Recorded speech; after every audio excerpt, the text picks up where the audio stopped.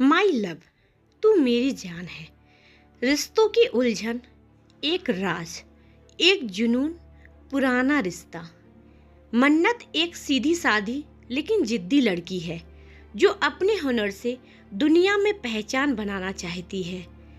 जब उसकी मेहनत को एक रहस्य नई शख्स ठुकरा है तो उसका मन उसे खोज निकालने को मजबूर करता है। लेकिन क्या होगा जब वही शख्स उसके अतीत से जुड़ा कोई गहरा राज हो?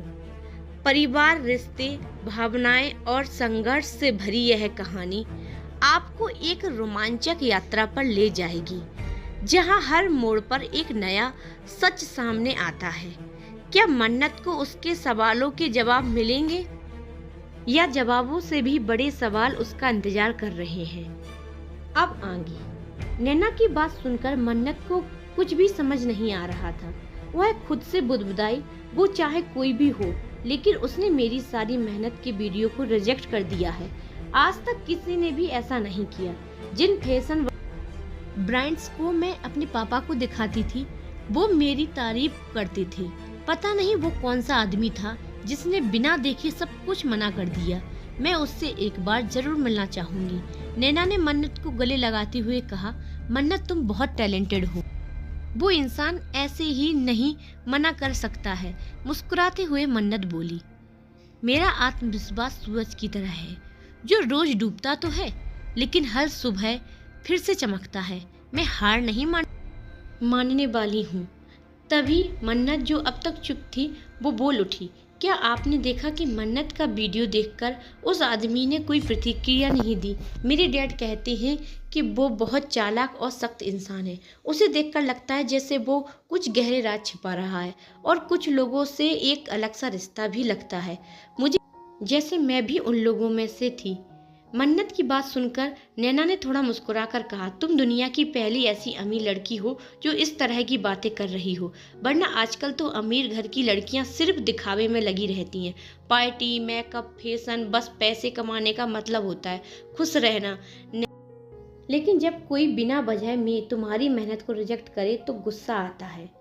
अगर मैं तुम्हारी जगह होती तो जोर जोर से जवाब देती, पार्टी करती, पैसे उड़ाती। ये सुनकर मन्नत गहरी सांस लेकर बोली, मुझे नहीं पता मैं ऐसी क्यों हूँ, लेकिन मैं वैसी नहीं हूँ। नैना हंसते हुए बोली, तेरी ये बातें सुनकर मुझे लग रहा है कि तू असली में कुछ बड़ा ही करेगी। मन्नत एकदम चुप हो गई और सोचने लगी, क्या वाकई भी वो लड़का कुछ खास है? क्या उसे वाकई उससे मिलना इतना जरूरी है? फिर नैना बोली, वो तुम्हारा भाई है, कम से कम इतना हक तो बनता है ना। मैंने सुना है वो बहुत अमीर और रौबदार है। वैसे वो ज्यादा लोगों से मिलता नहीं है लेकिन बहुत अमीर है और आज की पार्टी उसी के लिए रखी गई है। मन्नत सोच रही थी, मैं उससे मिलूं तो सही, लेकिन क्या वो मुझे नोटिस करेगा भी? उसके पीछे तो न जाने कितनी लड़कियां दीवानी होंगी, क्या मुझे भी देखेगा वो? ये सब सोचकर मन्नत ने मुंह बनाते हुए कहा, तू नहीं जानती कि मेरा भाई असल में कैसा है, कैसा नहीं है। मैंने सालों से उससे मिली तक नहीं, वो कभी घर नहीं आए और जब भी मैंने डैड से जिक्र किया तो उन्होंने बस फैमिली की जिम्मेदारी निभाने वाला बेटा चाहिए। जब वो पूरी पढ़ाई कर लेंगे और बिजनेस में सक्सेस हो जाएंगे तभी घर आएंगे। लेकिन जहाँ तक मैंने मॉम से सुना है कि उनका सब कुछ कंप्लीट हो चुका है और उन्होंने बिजनेस भी सेट कर लिया है और इसी बात में मॉम डैड में झगड़ा होता है। मॉम चाहती हैं कि वो वापस घर लौटे लेकिन डैड उन्हें शायद परवाह नहीं है। नैना ने ध्यान से सब सुना, फिर बोली, तूने कभी सोचा है कि हो सकता है मॉम डैड की लड़ाई की वजह भी यही हो? शायद वो भाई को लेकर, मुझे तो लगता है कि तुम्हारा भाई को ही तुम्हारे मॉम डैड ने गोद लिया हो। मन्नत ने उदासी से कहा, तुम कुछ भी बकवास करती रहती हो, ऐसा कुछ भी नहीं है। मुझे समझ ही नहीं आता कि ये सब क्या हो रहा है। नैना उसे देखती रही, फिर हंसते हुए बोली, तू कुछ ज्यादा ही सोचती है। ऐसा कोई नहीं करता जैसा तू कर रही है। तुम्हारे मॉम डैड अपने बेटे से ऐसे बिहेव करते हैं जैसे वह उनका खुद का बेटा ना हो। तभी तो इतने साल हो गए हैं अभी तक वह वापस नहीं आए। मैं तो एक बार जरूर देखना चाहूंगी। वैसे वह अगर वापस आए तो तुम मुझसे अपने भाई से जरूर मिलवाना। मन्नत ने भी हल्के से मुस्कुराते हुए कहा, ठीक है, जैसा तुम कहती हो मैं जरूर मिलवाऊंगी तुम्हें, लेकिन पहले मुझे खुद मिलना है। इतने साल हो गए हैं, मैंने उन्हें देखा तक नहीं, और ना जाने क्यों मुझे उनसे मिलने में थोड़ा डर लगता है। नैना ने मुंह बनाते हुए कहा, पर तुमने बताया था कि जब वो हॉस्टल गए थे तब तुम बहुत छोटी थी, फिर अब उनसे मिलने में डर कैसा? मन्नत ने थोड़ी उलझन में कहा, मुझे नहीं पता क्यों, पर हाँ डर लगता है। नैना ने बात बदलते हुए कहा, तुम्हारी बातें दुनिया का कोई भी इंसान नहीं समझ पाएगा।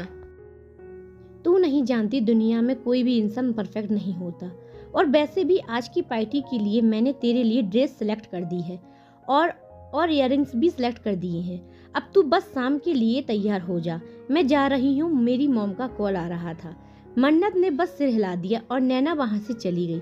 नैना के जाते ही मन्नत ने अपना फोन उठाया और उसी रहस्यमयी कंपनी के बारे में फिर से पढ़ना शुरू कर दिया।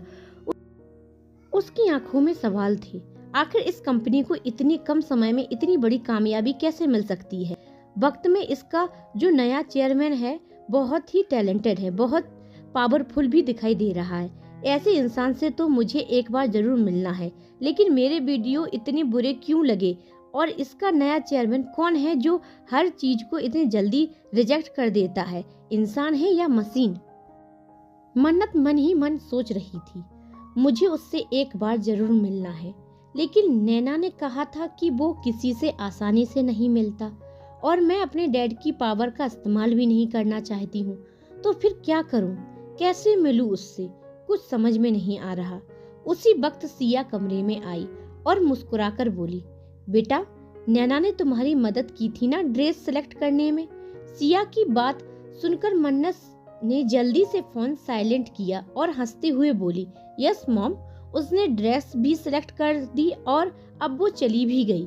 सिया ने प्यार से मुस्कुराते हुए कहा, बेटा, आज रात की पार्टी बहुत खास है। तुम्हारे डैड ने बहुत बड़ी पार्टी रखी है, बड़े बड़े लोग आ रहे हैं, मिनिस्टर, सेलिब्रिटीज और बिजनेस मैन भी, और सबसे खास बात, उन सब के बीच में तुम होगी, सबकी नजर तुम पे ही होगी। मन्नत ने मुस्कुराते हुए बोला, जी मॉम, आप फिक्र मत कीजिए, मैं डैड की इज्जत पर कोई दाग नहीं लगने दूंगी। मैं पूरी तरह तैयार हूँ, अंदर से भी और बाहर से भी। सिया थोड़ा घबराई और बोली, नहीं नहीं बेटा, इतनी भी खूबसूरत मत लगना कि सबकी नजर लग जाए, फिर तुम्हारी तबीयत भी खराब हो जाएगी।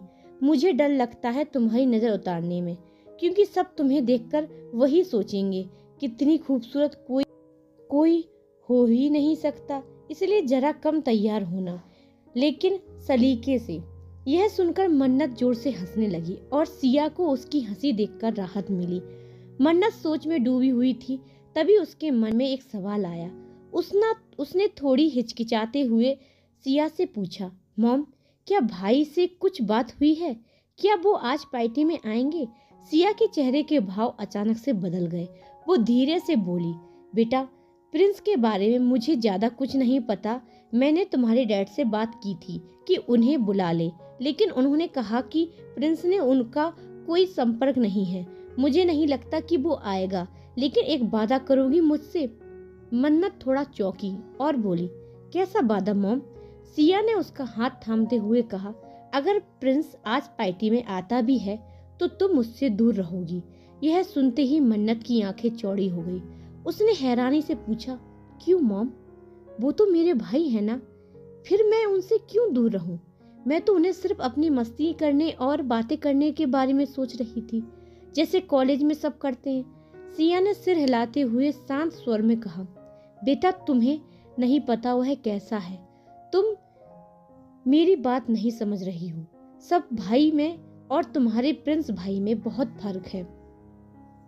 वो सबके लिए भाई नहीं है, सिर्फ नाम का भाई है। वो बहुत गुस्से वाला है और जल्दी नाराज हो जाता है। मैं नहीं चाहती कि तुम्हें उसकी वजह से कोई भी तकलीफ हो। तभी अमन ने गुस्से से कहा, लेकिन क्या आपको पता है कि वो लड़का कभी मेरी बेटी को अपनी बहन नहीं मानता। बचपन से उसने उसके साथ जैसा व्यवहार किया है वो ठीक नहीं था। अगर वो फिर से वैसा ही करेगा तो मैं क्या करूं? क्या आप बताएंगे? इसका जवाब दे पाएंगे? और अब वह मन्नत समझदार भी हो गई है। वह सवाल पूछेगी आप सबसे, अच्छा है कि तो फिर आप सारी सच्चाई मन्नत को बता दीजिए। अगर आप दोनों को लगता है कि वो उसका भाई नहीं है तो साफ कह दीजिए, ताकि वो खुद फैसला ले सके। आप उससे कह दीजिए कि वह आपकी बेटी नहीं है। मुझे दे दीजिए, फिर मैं उसको लेकर आप सबसे दूर चला जाऊंगा। मुझसे ये उम्मीद ना रखे कि मैं उसे उसकी मर्जी खिलाफ किसी से दूरी रखूं। कम से कम प्रिंसेस के गुस्से से दूर तो रहेगी। सारी बातें सुनकर अब राम ने गुस्से के साथ कहा, चुप रहो तुम। यह सुनते ही अमन एकदम से चुप हो गया। कल आएगा नया दिन जिसमें होगी एक जुनूनी मुलाकात।